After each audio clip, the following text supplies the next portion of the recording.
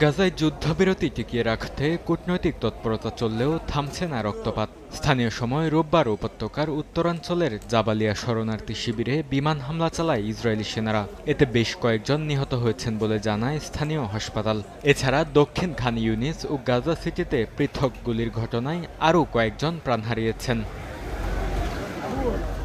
একই সময় মিশর, কাতার ও তুরস্কের মধ্যস্থতায় হামাস ও অন্যান্য ফিলিস্তিনি গোষ্ঠীর সঙ্গে সপ্তাহব্যাপী আলোচনা শেষ হয়। আলোচনার কেন্দ্রবিন্দু ছিল যুক্তরাষ্ট্রের প্রেসিডেন্ট ডোনাল্ড ট্রাম্পের প্রস্তাবিত গাজা পরিকল্পনার দ্বিতীয় ধাপ বাস্তবায়ন। এতে হামাসের নিরস্ত্রীকরণ এবং গাজা থেকে ইসরায়েলি সেনা প্রত্যাহারের বিষয় রয়েছে। তবে সূত্রগুলো বলছে 15 দফার রূপরেখার 14টি বিষয়ে সম্মতি মিললেও হামাসের অস্ত্র সমর্পণের প্রশ্নে এখনও মতপার্থক্য রয়ে গেছে।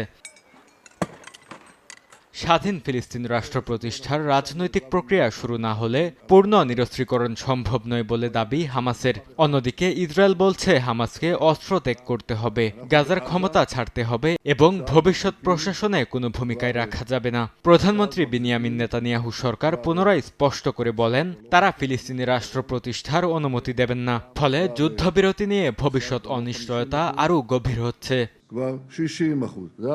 এরই মধ্যে নতুন মাত্রা পেয়েছে গাজার মানবিক সংকট।